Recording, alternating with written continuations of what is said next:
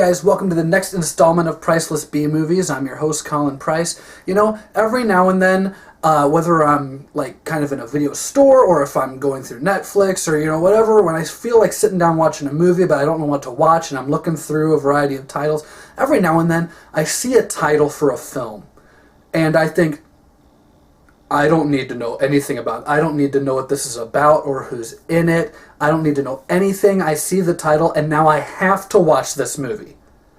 This is one of those movies. Hollywood Chainsaw Hookers. You know, it just took me like at least 6 times saying that title into a camera for this review before I could do it without laughing. Hollywood Chainsaw Hookers, I'm just going to come right out and say it. This is one of the dumbest movies I've ever seen. And it's so great. The movie stars Jay Richardson as a private detective in the truest Bogart fashion. And he's basically looking for this runaway girl played by Linnea Quigley. And it gets him caught up in this cult. I'm really going to try to say this with a straight face. This cult of chainsaw-wielding prostitutes who believe that the chainsaw is a symbol of life and death and everything that binds us together. And okay, I can't fucking do it. I'm sorry, I cannot do it.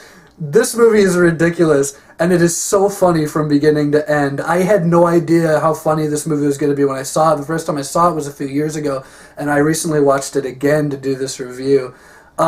I can't really go into the plot of this movie because if I tell you any more than I already have, probably what I've already told you is enough for you to be like, this sounds really stupid. And it is really stupid, but it's one of those movies that knows that it's stupid. The film even has Gunnar Hansen, the original Leatherface from the 1970s Texas Chainsaw Massacre, as a character in this film called The Master, who's basically the leader of this cult of chainsaw-wielding whores.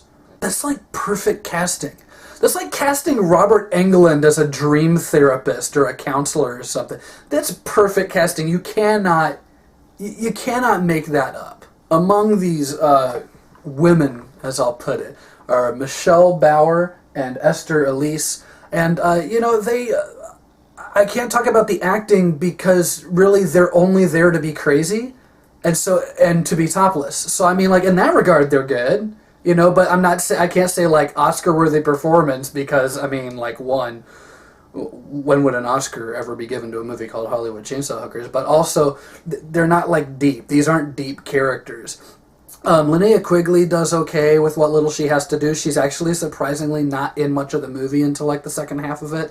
And Jay Richardson, I think, is the best thing about this movie because even here's an actor who knows how to play comedy. I've always said that, you know, to play comedy, to play something and have it be funny, you as an actor have to play it straight. You have to play it with a straight face because if you're the kind of comedian who's constantly laughing at their own jokes, then it looks staged. It looks like you're reading lines. It looks like you're doing a routine. Jay Richardson does a very good job of playing the humor straight, which makes everything a lot funnier. One of my favorite bits in the movie has him narrating, because, you know, it's kind of supposed to be like a Pulp Fiction film noir kind of feel to the film. He's narrating as his character walks into a bar and he sits down and he's talking to the bartender. He goes, yeah, I had a feeling that he knew more than he was telling me. So first I showed him a picture of the girl. Then I showed him a picture of a chainsaw that I'd cut out of a magazine. Then he goes, then I showed him how to make a shadow bunny on the wall. And I'm like, you know, you cannot take a movie like this seriously when that's the kind of dialogue that permeates the film.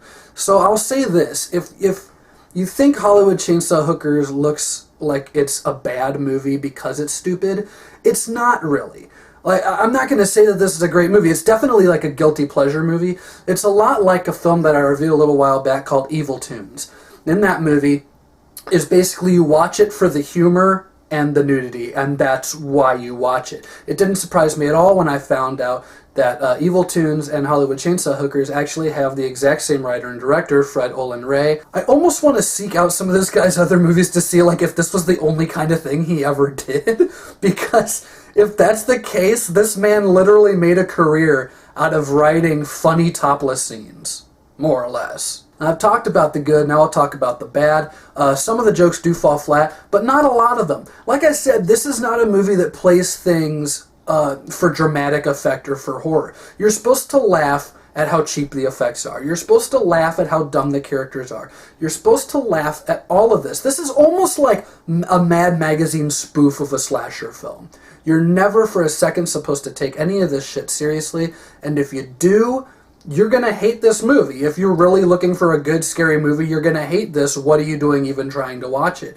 But if you want a good comedy, this is some pretty good material. Gonna give 2.5 stars to Hollywood Chainsaw Hookers. I really enjoy this movie, but it is just that. It's a guilty pleasure. It serves no other purpose than to be a guilty pleasure. So I can't give it too much higher a rating than that. That's my review of Hollywood Chainsaw Hookers. Stay tuned, I got a lot more reviews coming. Also, as always, if there's a movie you can think of that's overlooked or underappreciated by mainstream audiences or critics or both, please let me know in the comment section below, and I'll see what I can do about checking out a copy of that movie and putting up a review for you. Thanks for watching, and stay tuned for more Priceless B movies.